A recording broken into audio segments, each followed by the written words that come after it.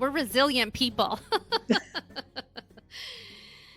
Hey, everybody. Welcome to Community Roots, the place where we gather in community to talk about mental health so we can travel the journey of life together. I'm Julie Richards. I'm Sarah Wakefield.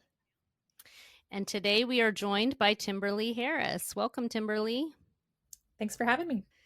We'll help our listeners get to know a little bit of who you are and kind of what mental health means to you, and wherever you want to go, we're here for it. Of course. Okay. Thank you. I'm an art therapist here in Columbus, and a lot of people have no idea what that means. So let me explain a little bit about art therapy. In art therapy, we use art media to help engage the person and help them learn about themselves and how they operate in the world. It is not so much about the product and creating something that is aesthetically beautiful or perfect. It's more about the process of creating art and what we can learn from it. And that's going to look different with every art therapist and every session, every person. I have a very person-centered approach. So I like to meet the client where they are and kind of guide them through this process. Excuse me. Usually that starts with a conversation. If we're in a session, I want the person to share and talk about where they are, and then we can kind of find an area of focus. And then they're given an opportunity to make art, and we can process its meaning on a more deeper level at the very end. And that's going to lead us forward into working together. I think that sounds like a beautiful process. And I love that it's not emphasized that you have to be an amazing artist to get to know yourself, that you're just willing and engaged in almost like an experiment of like, let's just see where we land with this, and that we're in it together and you're not alone, and it's giving people a chance to be joined or engaged with in a very relational way. Right. Yeah. And for a lot of people, coming to therapy where it is more talk therapy, it doesn't feel comfortable for them. Art can be more of their language. You don't always have to talk about the art either. So if you want to come and make art and express yourself, just get it out of our bodies, then sometimes that's therapeutic on its own. This sounds a lot like what we did with movement. We talked about movement not too long ago, and getting the movement out of your body, or getting into your body by moving. Right. Yeah. Our feelings need a place to go, right? We're human and we're full of complex feelings. And a lot of art making is very kinesthetic in that way too. So it does involve a lot of movement in that same way, just kind of expressing ourselves and getting these things out of our bodies any way we can. We almost have to kind of drop the perfectionism, or that I have to have it look a certain way, but just instead to be vulnerable maybe to what's coming up for me. And I love the freedom that you're giving people to talk as much as they want to about it, or just express it, or just really not be left alone in it, but just see what's there. Right. Yeah. Because I'm here as a guide, right? And whatever their comfort level is, I want to guide them through that process in a way that feels safe and supportive. And a lot of my job is getting people to kind of let go of those perfectionist, tendencies, help them be more playful and more curious about the art making process. Letting go of those expectations and those judgments and just experimenting, like you said. That's something that children do pretty naturally. And then as we get older, we lose that. We feel like we have to make art and have it look a certain way and get an A plus. But really, we need to come back to playing and experimenting and just being curious about the process. That's what's going to feel most supportive. I love that playful word and just the feeling of it, of just the spontaneity, kind of the life behind it, of I have a unique self that I'm expressing, and that's okay to be who I am. And whatever that looks like. You know, what just popped in my mind was I remember when our kids were little and preschool classrooms have everybody's got the same little cutouts together and that they all have it all look a certain way. And as adults, we think like, oh, that looks so cute, but they didn't really create anything. Exactly. They just did, like, the adult did all the cutting out and they just made it all look like this, cookie cutter version of whatever the art project was, and how it's so different to just allow a person to discover or kind of take a free path of what they think and feel and want to do. Yeah, I totally agree. And giving yourself room to make mistakes in art and to learn from those and to problem solve, that's a really beautiful thing. Of course, we don't want that cookie cutter process. We want something that is authentic, something that's honest. And sometimes that's going to look really messy, because humans can be messy, and that's Mm-hmm. beautiful. Mm-hmm. Yeah, I love the depth of what you're describing. Just the being real, being authentic, allowing it to be messy and uncomfortable and curious and playful. Absolutely. Yeah, a lot of the deeper feelings that we are expressing, some of those uncomfortable feelings, if we allow ourselves to be curious about them and we have this tangible product that we can refer back to, sometimes it's easier to be curious about that and to talk about our product than it is to talk about just ourselves. Mm. And again, it's something that we can refer back to as we move forward in therapy as well. So we can also measure our growth and come back to it to see, if there's anything new, any new insights that we can come to later on, or connections that we can make. It's a lot different, when you have this tangible timeline or this tangible way of documenting progress or growth. It's such a neat way that it can evolve. It sounds like it's almost I don't know if this is making it too, I don't know, but it's almost like a journal entry. Like, here's the image that was coming up to me, or the feeling I was having at that time. Like, you're looking at a clip of the story or the unfolding. And then I like how you're saying, go back and revisit it and see, is that something that I'm still feeling in that same way? Or did that bring me, like, as a bridge or a step towards something new? Absolutely. And I'm a big fan of journaling about your art pieces too. I think that really furthers the process and helps us make those connections. Not everybody finds that to be a good fit, of course, but it is very much like journaling, even if you're not doing the writing piece of it. Yeah. Mm-hmm. Jamie Marich talks about that, of like having a writing exercise, of putting it to the page. Here's what I've made, here's how I've engaged, and adding in what Sarah's talking about with movement and embodying something, and having these various processes that come together, and looking at that kind of the holistic approach of, I've created this art piece, I'm writing about it, I'm dancing about it, I'm moving my body, I'm bringing in, music or play, or all these different aspects are all part of the expressive arts. Absolutely. Yeah. And using one on its own, or like you said, combining a lot of these things, it can be so powerful. Mm-hmm. Absolutely.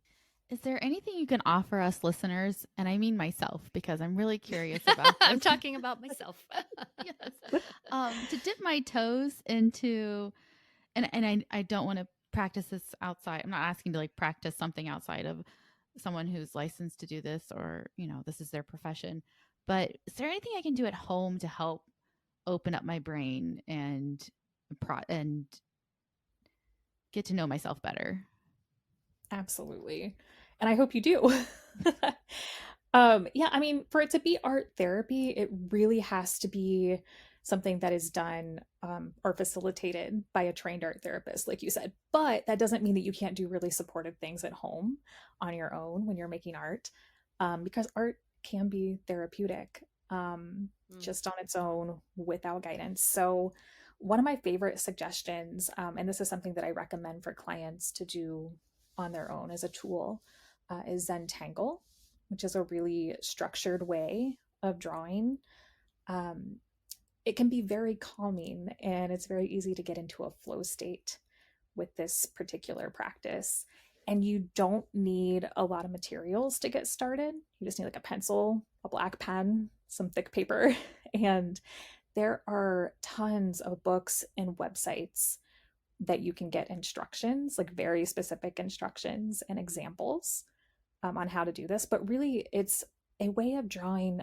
You're using different types of designs that build on one another, and it's not necessarily pre-planned. Sometimes you have a goal of where you're going, but it kind of just builds. And so, in that way, it can be really supportive, right? But that's one of my favorite suggestions, especially if you ever found yourself being that kid in school who was always drawing and doodling when you were Mm. listening to the teacher or professors. Um, I always was.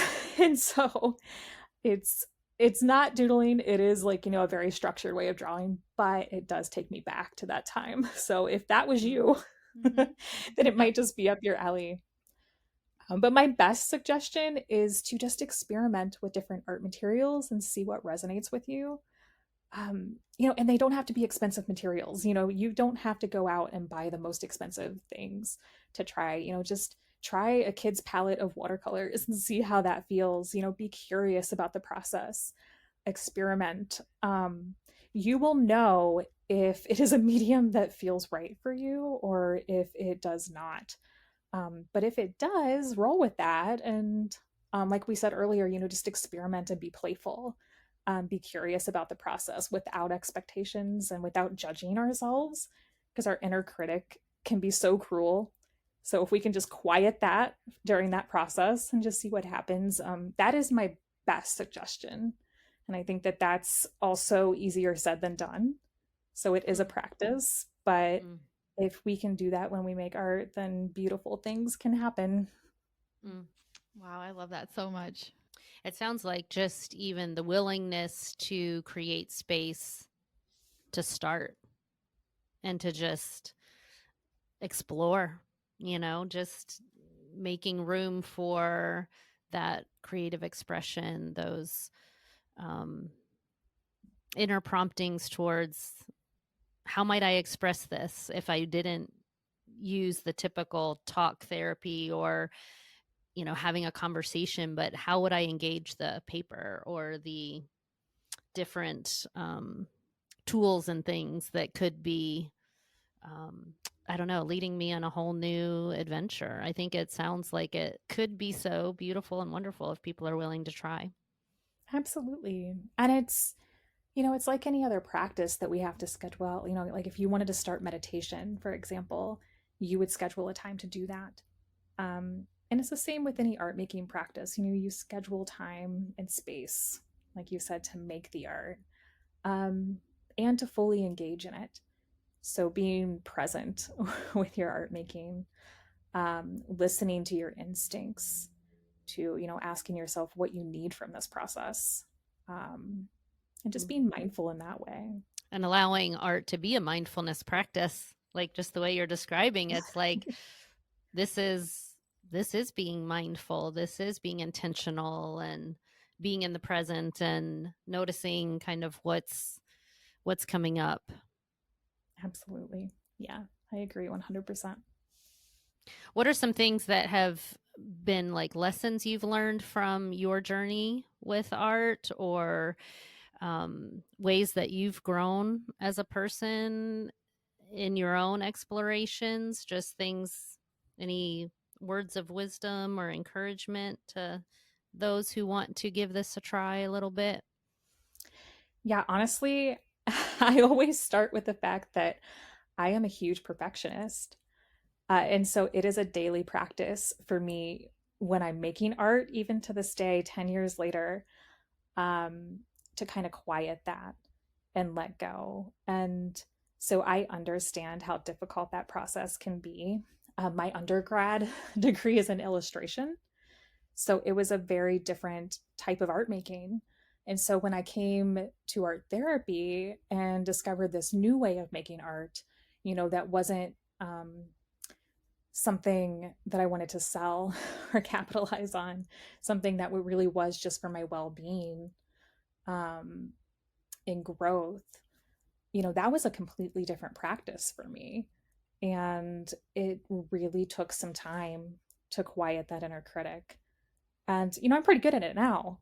But I like to tell people that, you have to start somewhere. And I'm just the perfect example of how you can do that, because I used to be so hard on myself and wanted my artwork to look a certain way. And now, even in my professional work, I am so much gentler with myself. And so it's kind of wonderful to look back now and see how that growth has occurred. What a wonderful journey. Yeah. To just even be kind to yourself and allow yourself to be in process. And that's a lot of growth, sounds like. Absolutely. Yeah, just to let ourselves be, right? I'm just basking in this whole concept of being kind and gentle to yourself, because we had such a rocky start to getting this technology to work for us today, and our multiple attempts at recording. And I'm like, oh, if I'd have done this differently, if I'd have done that differently, like maybe this wouldn't have happened. And so I'm just sitting here basking in, yeah, I'm going to be kind to myself and say, what, things are out of my control. Or yes, maybe I could have done something differently, but I know now that like I am a perfectionist and I like to control things, and I just need to breathe and step back a little bit and be gentle. It's always so serendipitous whenever we have those lessons like right in front of us, like, yeah, we're still learning this, and we certainly get lots of opportunities to practice it. So we need those daily reminders. Yeah, for sure. Yeah. For sure. Well, any other closing thoughts or ideas or things that you wanted to share, Timberlee? I really don't think so. I just always want to encourage people just to give themselves permission to play and to see themselves reflected in their artwork. And again, that is something you can absolutely do on your own. And of course, if you would like some mental health support, then seek out an art therapist if you think that art might be your language. But yeah, I hope that everybody finds time to play with art materials. That is awesome. I definitely encourage all of us, myself included, to explore and play and be curious. And what a great way to even learn about our feelings and emotions and things that often stay so maybe either suppressed or just we don't even make time for, we don't make room for, and how much more we can get out of life whenever we are fully alive and able to feel and able to navigate all those sometimes strong feelings or deep feelings, or just makes us so much more enriched and really adding quality to our lives and to our relationships.